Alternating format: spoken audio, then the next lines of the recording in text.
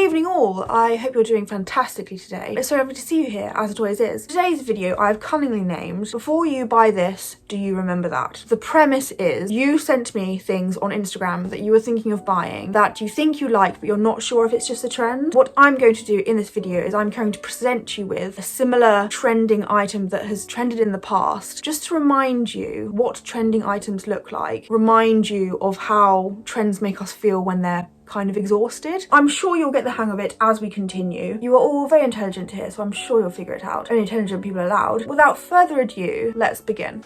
Oh. Ah. That's it, I'm not going. I got a load of lovely responses. Unfortunately, I cannot reply to every single one of them, so I have picked a mere handful of the ones that I saw that were most frequently occurring.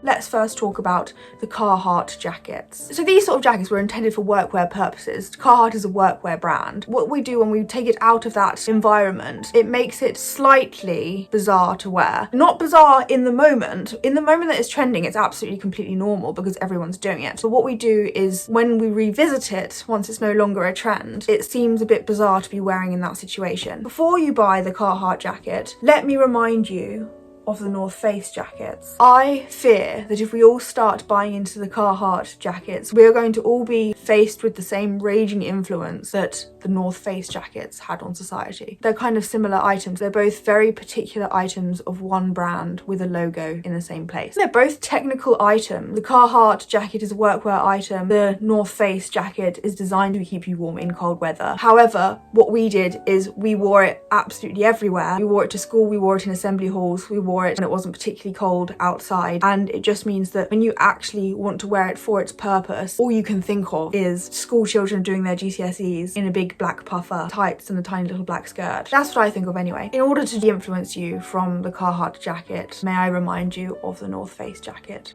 Next on my list, before you buy leopard print, do you remember the checkerboard print? Checkerboard print was one of the trends that we picked out of lockdown. I often hear people say lockdown era of trends was completely wild. We came up with some really funky things and we sort of attributed it to everyone being on TikTok and consuming loads of media because no one had anything else better to do. I believe the trend cycle is still going, possibly just as fast. In years to come, we will think the same thing about this era of clothing. With that sentiment in mind, I think that we will be viewing how we styled and how we bunged leopard print on absolutely everything. We will be seeing that in a similar light to the checkerboard print. Did you remember it before I just mentioned it just now?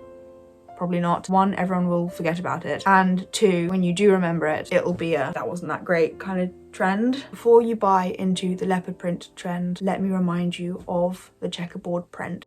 Next, before you buy a bonnet or a balaclava, that kind of headgear, may I remind you of the crochet bucket hats. So I believe that these are very similar. The bonnets are a similar kind of novelty item that you often get in bright colours. They are similar to bucket hats that we had a couple of years ago. May I say, they are no longer in fashion. They are no longer trending items, and whenever you see them, you are reminded of that period of time. And that's not to say stop wearing your crochet bucket hat. That's to say do not buy into the bonnet trend, because I believe it will run the same course as the crochet bucket hat. So save yourself from buying that kind of headgear and either rewear your crochet bucket hat. It emulates the same vibrations. It already exists in your wardrobe, and I believe the bonnet will run the same course. Also, if you have a scarf, just wear your scarf over your head.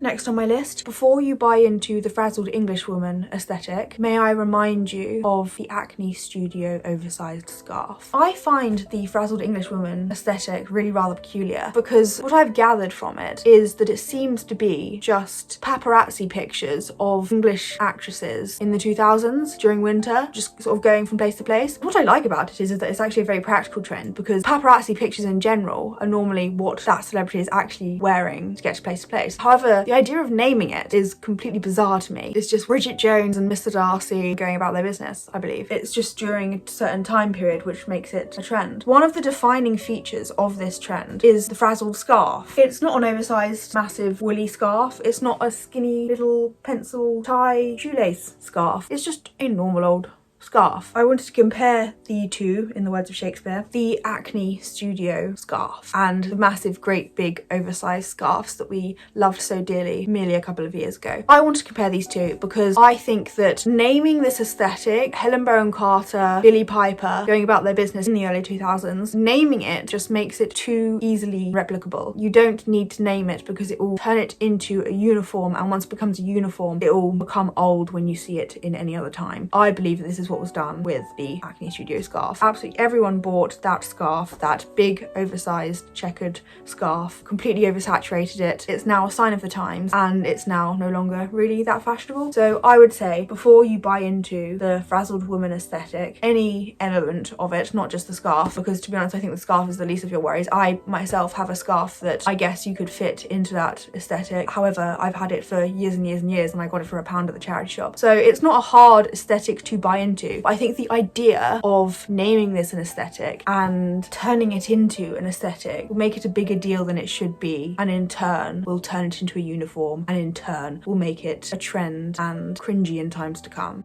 Next item, Puma speedcats. Puma mostro as well, let's group that into that as well. Small, skinny sole Puma shoes. Before you buy the Puma speedcats, let me remind you of Vans. Vans were very popular when I was in early high school, when I was probably in year 7. Everyone wore Vans with absolutely everything. If you look at them now, no one wears them ever. So I think that the same trajectory will apply to the Puma speedcats and the Puma mostros. I think that they're, yes, very trendy now, and everyone will get them, everyone loves them right now. Everyone says, oh yes, I think that they're just an elevated basic, they're a staple, blah blah blah. But I believe that everyone probably was saying that with the Vans as well. They're nothing more than a plimsoll. There's nothing really to hate on them. However, when you do see them now, it's not a trend. So even if something is a basic, or even if something is timeless because it's basic, it's not. It's really not. I challenge you to remember the Vans in any other way other than on a skateboard with a flannel shirt, and I think that's what we're doing with the Puma mostros.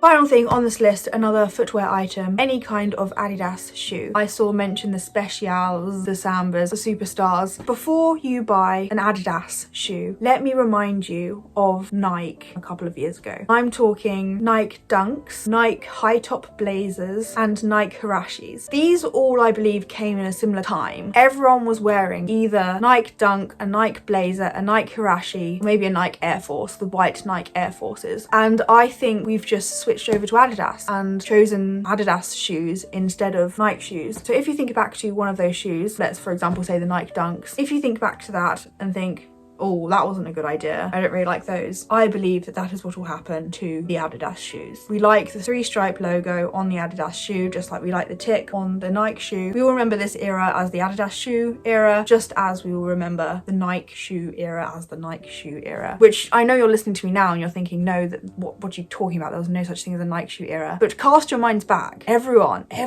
was wearing Nike Dunks, blazers, Hirashis, Air Forces, and the Nike 95s were kind of in a coupled area. You see what I mean? Everyone is wearing the Nike shoes then, and now no one's wearing them and everyone's wearing the Adidas shoes. And I think it's the same concept.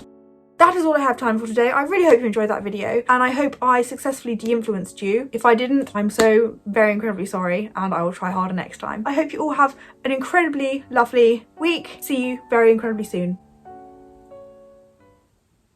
Bye.